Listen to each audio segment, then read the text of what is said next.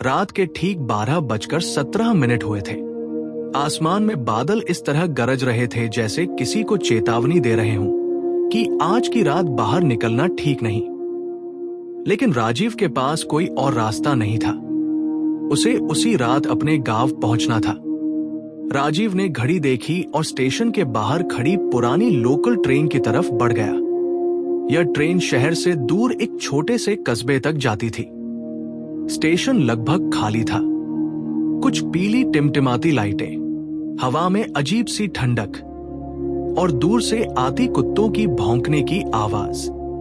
राजीव को थोड़ी घबराहट हुई, लेकिन उसने खुद को समझाया, डर किस बात का, बस 2 घंटे की बात है। वो ट्रेन में चढ़ गया। ट्रेन के अंदर केवल 3-4 लोग बैठे थे।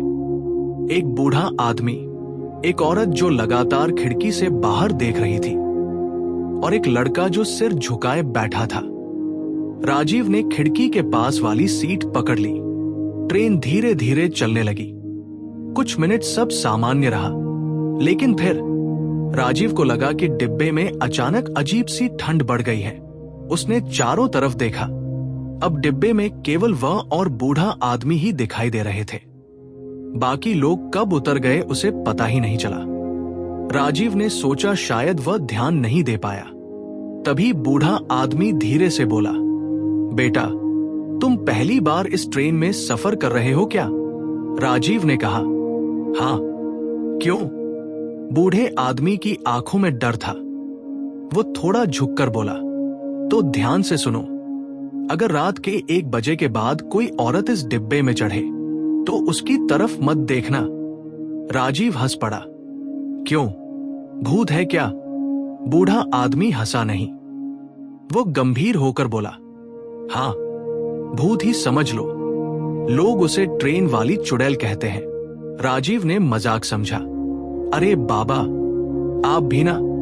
लेकिन बूढ़ा आदमी खिड़की की तरफ देखने लगा और धीमे से बोला, मैं मजाक नहीं कर रहा, क्योंकि मैंने उसे देखा है। राजीव के चेहरे की मुस्कान धीरे धीरे गायब हो गई। उसने पूछा, क्या देखा आपने? बूढ़ा आदमी बोलने लगा, लगभग 15 साल पहले इसी ट्रेन में एक लड़की की मौत हुई थी। उसका नाम मीरा था। मीरा अपने पति के साथ सफर कर रही थी, लेकिन रास्ते में दोनों के बीच भयानक झगड़ा हो गया। लड़की ट्रेन के दरवाजे के पास खड़ी रो रही थी। तभी अचानक उसका पति गुस्से में आया और उसने मीरा को चलती ट्रेन से धक्का दे दिया। मीरा ट्रैक पर गिर गई। ट्रेन आगे बढ़ गई। उसकी लाश अगले दिन मिली, लेकिन उसके बाद से हर रात उसी समय एक औरत इस ट्रेन में चढ़ती है, और जो भी उसकी तरफ देख लेता है वो अगले स्टेशन तक जिंदा नहीं पहुंचता। राजीव ने हल्का सा डर महसूस किया, लेकिन उसने कहा, ये सब कहानियां हैं बाबा।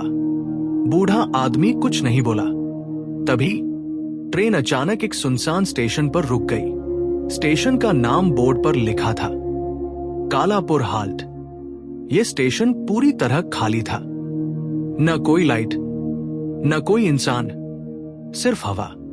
और तभी राजीव ने देखा, प्लेटफॉर्म के दूर कोने से एक औरत धीरे धीरे ट्रेन की तरफ चल रही थी। उसके लंबे बाल थे, सफेद साड़ी, और उसका चेहरा झुका हुआ था। राजीव के शरीर में सिहरन दौड़ गई। उसे बूढ़े आदमी की बात याद आई, अगर कोई औरत चढ़े उसकी तरफ मत देखना।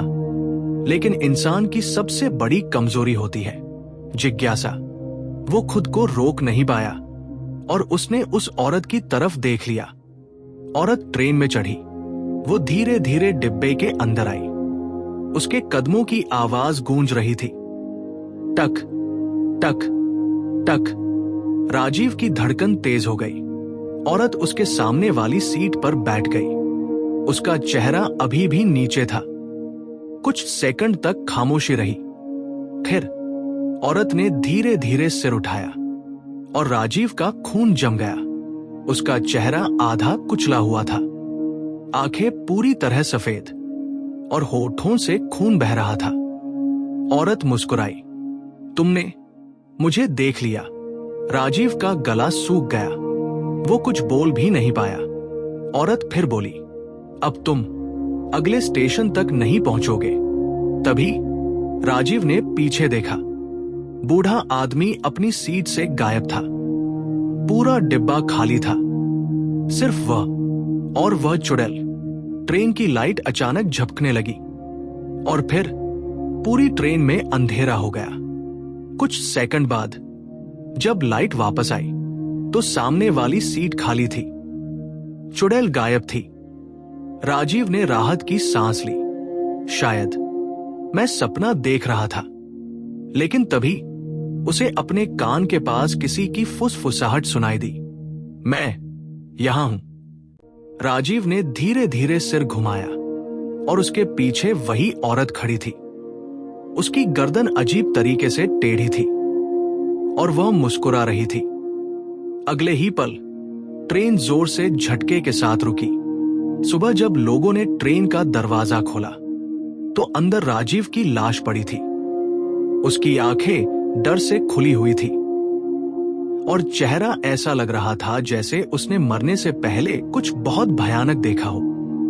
उस दिन के बाद से लोग कहते हैं अब उस ट्रेन में दो परछाइयां दिखाई देती हैं, एक सफेद साड़ी वाली औरत और उसके पीछे खड़ा एक आदमी जिसकी आंखों में वही डर होता है जो राजीव की लाश में था।